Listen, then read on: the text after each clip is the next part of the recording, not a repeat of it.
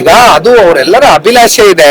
ಈಗ ನೋಡಿ, ಕಳೆದ ಬಾರಿ ಏನಾಯ್ತು, ಈಗ ಸನ್ಮಾನ್ಯ ಕುಮಾರಣ್ಣ ಅವರು 23ರಲ್ಲಿ ಚನ್ನಪಟ್ಟಣದಿಂದ ಆಯ್ಕೆ ಆಗಿದ್ರು.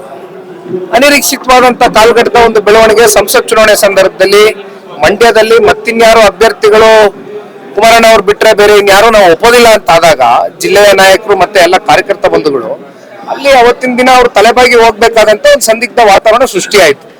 ಆ ಸಂದರ್ಭದಲ್ಲಿ ಮನೆಯಲ್ಲಿ ಕೂತು ಅನೇಕ ಸಂದರ್ಭದಲ್ಲಿ ನಮ್ಮ ಎಲ್ಲ ಮುಖಂಡರುಗಳು ಇದ್ದಾರೆ, ಕಾರ್ಯಕರ್ತರು, ಇವ್ರ ಜೊತೆ ಎಲ್ಲ ಕೂತು ಚರ್ಚೆ ಮಾಡಿ ಅಂತಿಮವಾಗಿ ನೋಡಿ, ನೀವು ಮತ್ತೆ ರಾಜ್ಯ ರಾಜಕಾರಣಕ್ಕೆ ಬರ್ತಕ್ಕಂಥದ್ದು ಒಂದಿನ ಆಗ್ಲೇಬೇಕಾಗ್ತದೆ. ಅಂತ ಸಂದರ್ಭದಲ್ಲಿ ಮತ್ತೆ ನೀವು ಮರು ಆಯ್ಕೆ ಚನ್ನಪಟ್ಟಣ ತಾಲೂಕನ್ನ ನೀವೆಲ್ಲ ಕನ್ಸಿಡರ್ ಮಾಡಬೇಕು ಅಂತಕ್ಕಂಥದ್ದು ಒಂದು ಬೇಡಿಕೆಯನ್ನ ಈ ಭಾಗದ ಮುಖಂಡರುಗಳು ಇಟ್ಟಿರ್ತಕ್ಕಂಥದ್ದು ಸತ್ಯ. ಅದಕ್ಕೆ ನಾನು ಕೂಡ ಸಾಕ್ಷಿ ಇದ್ದೇನೆ. ಆದ್ರೆ ಅದು ಮುಂದಿನ ದಿನಗಳಲ್ಲಿ ಕಾಲ ಎಲ್ಲದಕ್ಕೂ ನಿರ್ಣಯ ಮಾಡುತ್ತೆ, ಉತ್ತರ ಕೊಡುತ್ತೆ.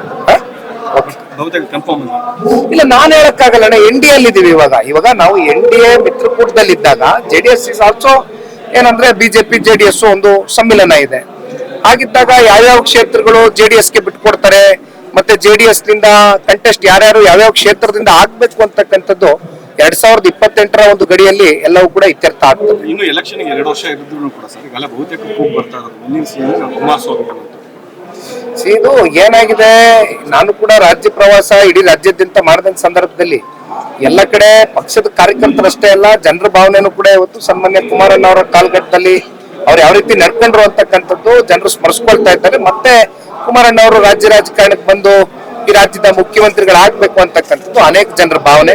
ಆದ್ರೆ ನಾನು ಪದೇ ಪದೇ ಮತ್ತೆ ಒತ್ತಿ ಹೇಳ್ತೇನೆ, ಇದು ಯಾವುದೇ ಇತ್ಯರ್ಥಗಳು ನಿರ್ಣಯಗಳು ಅಂತಿಮಗೊಳ್ಬೇಕು ಅಂದ್ರೆ ಇದು ಆಸ್ ಎನ್ NDA ಬಿಜೆಪಿ ಮತ್ತೆ JDS ಇಬ್ರು ಕೂತ್ಕೊಂಡು, ಅದು ಕೇಂದ್ರದ ನಾಯಕರು ಇರ್ಬೋದು, ರಾಜ್ಯ ನಾಯಕರು ಇರ್ಬೋದು, ಒಂದು ಆರೋಗ್ಯಕರವಾದ ಚರ್ಚೆ ಮಾಡಿ ಅಂತಿಮವಾಗಿ ಅವತ್ತಿನ ಕಾಲಘಟ್ಟಕ್ಕೆ ಬಹಳ ದೂರ ಇದೆ. ಮುಖ್ಯಮಂತ್ರಿ ಅಂತಕ್ಕಂಥ ವಿಚಾರ ಇನ್ನು ಬಹಳ ದೂರ ಇದೆ. ಚುನಾವಣೆ ಆಗಬೇಕು. ಅದಕ್ಕಿಂತ ಪೂರ್ವದಲ್ಲಿ ZPTP ಚುನಾವಣೆ ಎಲ್ಲ ಕಾಯ್ತಾ ಇದ್ದಾರೆ ಕಾರ್ಯಕರ್ತ ಬಂಧುಗಳು.